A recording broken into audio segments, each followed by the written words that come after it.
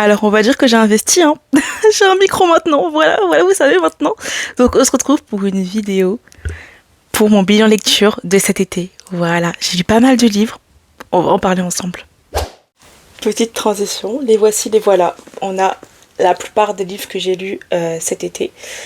Il y a aussi beaucoup de e-books, enfin beaucoup, je me comprends, pas mal de e-books pour moi, hein. Donc c'est parti pour les avis lecture. Premier livre que j'ai lu cet été, il s'agit de Après toi de Angelina Buchy aux éditions Elixiria. Voilà, la maison d'édition dont je suis partenaire. Voilà. Donc j'ai beaucoup aimé ma lecture. En vrai, c'était la première fois que je lisais un livre avec le deuil. J'avais jamais lu de livre avec le deuil avant. Et en vrai, ça va, j'ai bien aimé.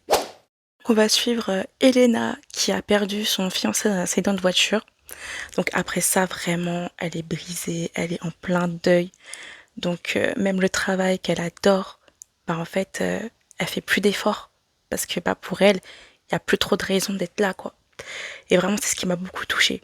Elle est éditrice junior au sein d'un prestigieux magazine de mode. Elle adore son travail, ou du moins elle adorait.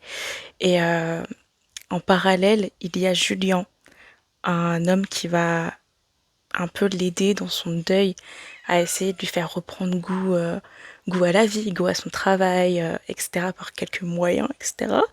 On va pas en dire plus, mais vraiment c'était cool. J'aime beaucoup la relation qu'ils ont eue tous les deux. Surtout que bah Julien lui aussi il traîne quelque chose de pas très ouf derrière lui quoi. Enfin lui aussi il connaît ce que la protagoniste principale vit en ce moment dans le livre et il va l'aider. C'est pour ça il veut pas qu'elle sombre en fait, tout simplement. Donc, comme j'ai dit, j'aime beaucoup la relation entre les deux protagonistes principaux, excusez-moi. Je la trouve vraiment cool parce qu'ils se poussent vers le haut mutuellement et c'est ce que j'ai adoré. Elle sombre, il l'aide, il sombre, elle l'aide.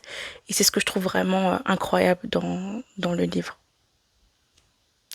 J'ai aussi aimé quelque chose en rapport avec l'écriture. En fait, c'est le fait que Elena, à un certain moment, elle s'adresse à son fiancé décédé quand elle parle. Et en fait, c'est comme si elle s'adressait à nous, et c'est ce que j'ai trouvé vraiment sympathique. Quand j'ai lu le livre, je me suis dit, ah ouais, vraiment, il y a du level. C'est ce que j'ai kiffé. La plume, vraiment, j'ai adoré aussi. Donc c'était vraiment une bonne lecture, et ça m'a montré que le deuil, c'est pas forcément... les livres qui parlent du deuil, c'est pas forcément quelque chose de mauvais et de, comment dire, de sombre. J'ai lu Les héritiers de Nadar Alba de Tehi Junkareto. Franchement, c'était, on va dire, une bonne lecture. On suit Alba, une jeune femme qui a un lourd passé, on va dire. Euh, donc tout au long du livre, on va suivre un peu son ascension professionnelle, voilà. Jusqu'ici, vous vous dites, ah bon, rien de foufou, hein. Ouais, rien de foufou pour l'instant. Mais en parallèle de tout ça, en fait, elle développe des pouvoirs. C'est-à-dire que elle a des petits problèmes de santé, puis il y a des événements étranges qui arrivent, elle a des pouvoirs, il se passe des choses autour d'elle qui sont bizarres. Et puis, euh, et puis voilà, en fait, c'est un peu un livre mythologique. Il y a de la mythologie, ça s'inspire de mythologie. J'avais jamais lu de livre mythologique, c'est pour ça que je me suis dit, vas-y, pourquoi pas. Après, c'est une bonne lecture. Par contre, les chapitres, ils sont vraiment à rallonge, hein. Ah, je peux vous dire que des chapitres de 40 pages, j'ai souffert. J'ai souffert. Mais j'ai surmonté la lecture de ce livre. Vraiment. J'ai surmonté mon Everest. Un peu comme Inoxtag, en gros. Pardon, un peu d'humour, ça fait pas de mal. Donc, dans le livre, on a de tout. On a de l'amitié, on a de l'amour. Une histoire d'amour vraiment puissante, mais elle est ultra puissante. Ils sont vraiment liés tous les deux. C'est une dinguerie le lien que que les deux protagonistes entretiennent tous les deux. J'ai jamais vu ça de ma vie. Voilà, c'est là aussi le point mythologique. Euh, c'est dans la famille de la fille et aussi le lien avec son petit ami. Voilà. On a aussi de l'amitié et j'ai adoré. J'adore quand il y a de l'amitié et tout. L'amitié est vraiment puissante. C'est ce que j'aime vraiment dans les histoires. et c'est bien représenté, je trouve. On a aussi des antagonistes, donc une antagoniste dont je pense actuellement, dont je me souviens, qui pour moi n'avait pas totalement tort dans son point de vue, mais pas totalement raison non plus. Il y a des torts des deux côtés et des raisons des deux côtés. On a un plot twist, donc je me souviens, qui était vraiment incroyable. Donc j'espère que vous vous laisserez tenter par ce livre qui, ma foi, me reste un peu en mémoire, je vais dire. Et on est aussi un peu dans le monde du cinéma dedans parce que notre jeune femme, elle travaille, elle est metteur en scène, un truc comme ça. Dans le cinéma, elle travaille dans le cinéma, je veux pas dire de bêtises sur sa profession, mais voilà, elle travaille dans le cinéma. C'est tout ce que je peux vous dire. J'espère que mon avis sur ce livre vous a plu et on passe au prochain. Prochain livre physique que j'ai lu cet été, il s'agit de Lumen de C.S. Ferry aux éditions Elixiria. C'était une bonne lecture. On suit Lumen qui va devoir inviter 3 princes et leur famille dans son château parce que malheureusement les 2 parents de Lumen sont décédés. Sa mère est décédée quand elle était toute petite et son père, lui, est décédé récemment. Et euh, avant de prendre pleinement ses fonctions, bon, elle les a prises, hein, elle doit épouser quelqu'un. Elle est obligée d'épouser un prince. Sinon, bah, la tradition, c'est bye bye, quoi. J'ai bien aimé l'histoire. J'avais un prince préféré dès le début. Elle l'a choisi et je suis très contente. On a un prince, pardon, qui est vraiment, comment dire, on n'arrivait pas à le cerner au début. Il était un peu manipulé par son père, qui est vraiment maléfique, que je déteste d'ailleurs. Mais au fur et à mesure, on apprend à connaître ce jeune prince qui est tellement sympathique et tellement mignon. Waouh. On a un autre prince, il s'appelle Harold. L'autre, il s'appelait Alexander, celui-là que j'ai parlé juste avant. Ensuite, on a le prince Harold qui, lui, est matrixé par les plantes. Il est à fond avec les plantes. Il est tout le temps dans le jardin royal du château. Ça m'a saoulé, ça m'a saoulé. Quand la Lumen, elle veut lui parler, le mec, il est là en mode oh, les plantes, arbre, fleur, c'est bon. Stop. D'ailleurs, le mec, il aime pas la violence. Ça veut dire qu'apprendre à se battre, il va même pas le faire parce que, bah, il aime pas la violence. Mais mec, à un moment donné, tu dois protéger un royaume. Si tu veux devenir roi après ton père, tu dois protéger un royaume. Et pour protéger le royaume, tu dois savoir te battre parce que t'es pas à l'abri d'une guerre, en fait. Réfléchis un peu, mon gars. Bref, il m'a saoulé. Lui, je l'aimais pas. Je l'aimais pas. Et d'une force, vous pouvez pas savoir. C'était un peu le mec gnangnan, un peu le mec tu le brosses dans le sens du poil, tout choupinou, mais bref, vous avez compris, trop lisse quoi. Saoulant, saoulant. Dans la vie, même dans le livre ou que dans la vraie vie, tu vas tout le temps devoir te battre pour les choses que tu veux. Tu vas tout le temps devoir te démarquer des autres. Et ça m'a énervé que lui-même ne le sache pas, sachant qu'il fait partie d'une famille royale. Voilà, désolé. Ensuite, on part sur le prince Kay, mon amour. Mon coup de cœur, mon chouchou. Je vous ai spoilé le livre en fait, indirectement. Désolée. Mais du coup, de toute façon, personne va voir la vidéo parce que je fais du 40 vues quoi. Bref. Le prince Kay, mon amour. Ah là là là là, coup de cœur sur lui, ma vie. Franchement, c'est le prince parfait. Je peux pas dire il est fort. Il est fort au combat, il est fort en stratégie, il est fort partout, il est trop mignon. Par contre, il a un défaut, c'est qu'il ne s'ouvre pas. Ça veut dire que le mec, c'est une porte fermée. Faut lui tirer les verres du nez pour qu'il parle, genre. Voilà. Bah, en vrai, c'est la discrétion. Il est discret. Il a aussi un petit passé qui fait qu'il est comme ça, il s'en veut beaucoup pour ce qui s'est passé quand il était jeune et tout. Donc, mon chouchou. Bref, et lui, c'est vraiment mon préféré, c'est mon amour, quoi. Il a su me toucher en plein cœur. Et franchement, je l'adore. Je le kiffe de fou, ce book boyfriend, tout simplement. J'ai fait beaucoup de TikTok sur lui, en plus, si vous voulez aller voir, n'hésitez pas. Mon TikTok, c'est Skymline, comme la chaîne YouTube. Je fais ma pub. Oui. Pardon, revenons sur Lumen. C'est une jeune femme qui est aussi mi-étoile en fait. Elle est mi-humaine, mi-étoile. Sa mère était une étoile, elle est morte très jeune, quand sa fille était très jeune, et elle lui a pas appris à gérer ses pouvoirs. Donc Lumen, elle a un peu des problèmes de gestion magique. Voilà. Et en fait, en parallèle du fait qu'elle doit choisir un prince pour régner avec elle sur son royaume, il y a une menace qui plane sur tous les royaumes. Voilà. une menace qui plane sur le monde entier, sur la planète, et elle va devoir se battre pour que la planète ne soit pas détruite. Voilà, tout simplement. Et le plot twist, on a un plot twist, les filles. Les gars, les filles, c'est comme vous voulez, je sais pas qui regarde, qui est vraiment incroyable. Ah, mais je m'en souviens carrément, c'était waouh. Oh, le livre, il a sorti à mon micro. Pardon. Bref, vraiment, le plot twist dont je me souviens, il était waouh. Waouh, waouh, waouh. Et j'ai vraiment aimé parce que Lumen, elle va apprendre à un peu utiliser ses pouvoirs et à se débloquer, se débrider. Et voilà, c'est ce que j'ai kiffé. J'espère que je vous ai donné envie. Lumen de C.S. Ferry aux éditions Elixiria. Voilà. Qui est aussi un service de presse. Autre livre. Donc on passe à un livre avec du vampire. Waouh, j'adore les vampires. De la mort à la vie de Claire Mou Courtial que j'ai vraiment adoré. Je peux vous dire, il était trop bien. Bon, c'était pas un coup de cœur, mais je l'ai adoré quand même. Voilà, il manquait un petit truc pour avoir un coup de cœur, donc.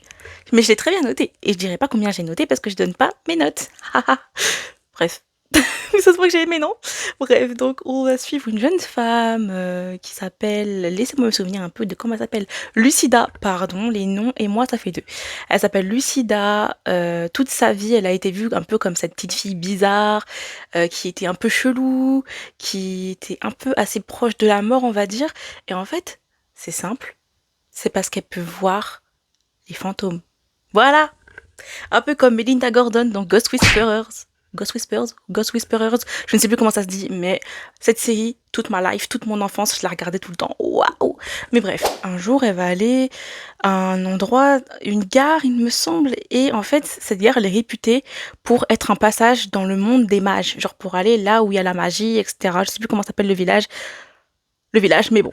Oui, j'avais un peu Listobal. Voilà, le village de Listobal. Pardon, je suis désolée. Je suis un peu survoltée. J'ai passé une trop bonne journée, c'est pour ça.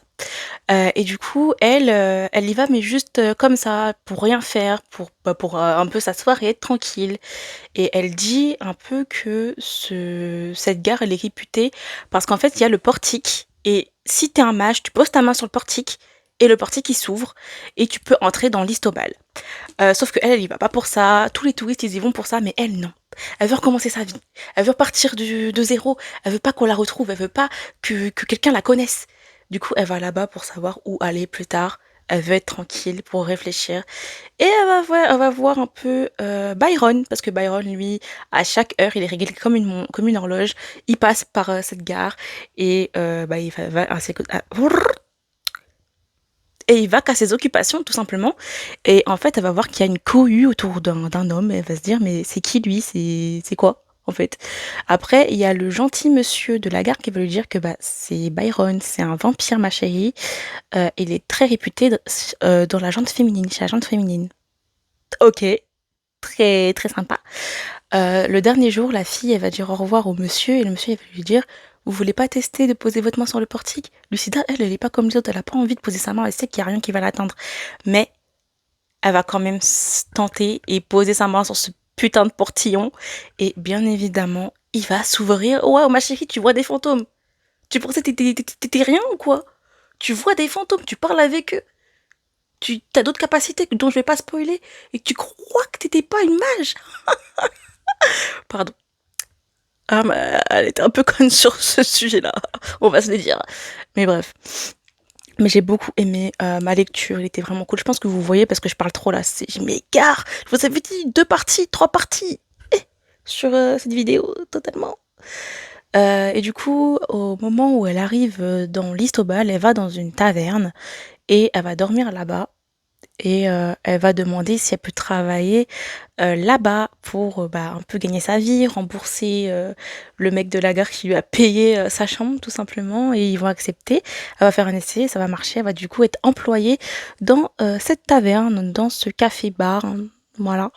Et elle va très vite se rendre compte quand elle sera là-bas que les créatures mythiques sont très mal vues, ils sont très mal, comment dire, ils sont pas appréciés en fait dans la ville. Vous voyez les vampires, les loups, toutes ces créatures sont mal vues parce qu'ils sont pas mages et qu'ils sont un peu terrifiants et que à tout moment ils peuvent tuer tout le monde. Et du coup, elle est pas comme ça. Elle va dire, mais en fait, vous les traitez mieux que ça. C'est pas vos chiens. Ils vont rien vous faire. Il y a un traité en fait. Ils vont pas vous attaquer. Et c'est ce que j'ai adoré parce que elle est pas comme tous ces moutons là qui sont là en mode oh c'est un vampire, il va nous attaquer. Ah non non, on va pas l'approcher parce que va là-bas frérot, va là-bas. Ton discours de merde là, tu peux te le garder. Byron, il est pas comme ça en fait. Byron, c'est le mec principal. Byron, c'est un gentil vampire. Il me fait fondre, ok. Il me fait fondre. Waouh, je l'aime, c'est tout. Oui, j'aimais Kay. Maintenant, j'aime Byron. Ouais. Chaque livre, j'aime les gens différemment. C'est pas pareil. Bah, d'ailleurs, on a des plot twists qui sont assez cool. Ah oui, il y a une académie de magie, je vous l'avais pas dit. Il y a une académie de magie et Lucida, elle aime bien tous les après-midi aller dans cette académie pour bénéficier de la lecture parce qu'ils ont une grande bibliothèque. Elle va en apprendre plus sur l'histoire de la ville où elle est, l'Istobal. Et bah, ça marche.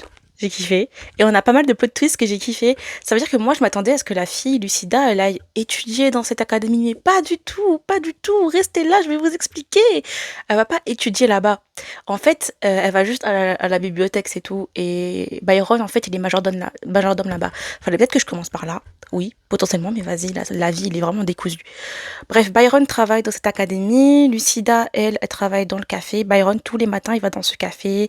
Lucida, tous les après-midi, elle est dans la, la bibliothèque. Et Byron, il la raccompagne parce que il y a un truc dans cette ville, à Listobal, qui est très clair, c'est que la nuit, personne ne doit sortir.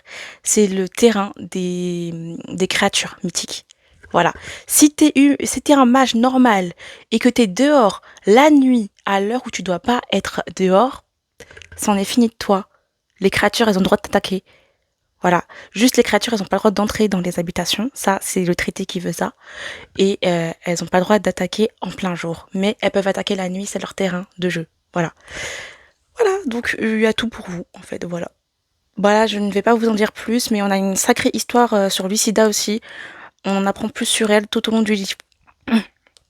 Pardon, on en apprend plus sur elle tout au long du livre, et c'est ce que je kiffe de fou.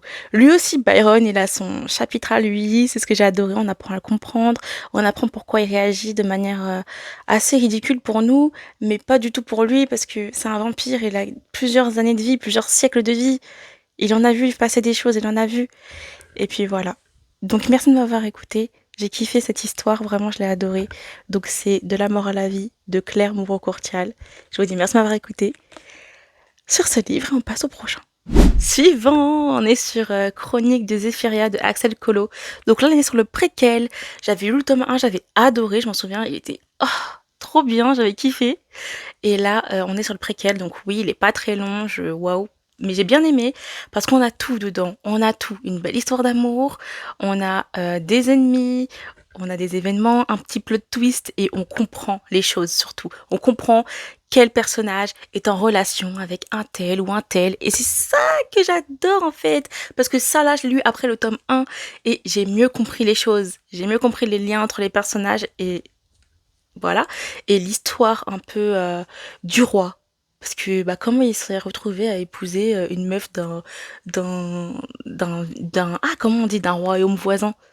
Bah, on l'apprend dedans, tout simplement. On va suivre Grace. Sa famille, ils ont un duché qui s'appelle le duché de Helm, il me semble. Oui, c'est ça.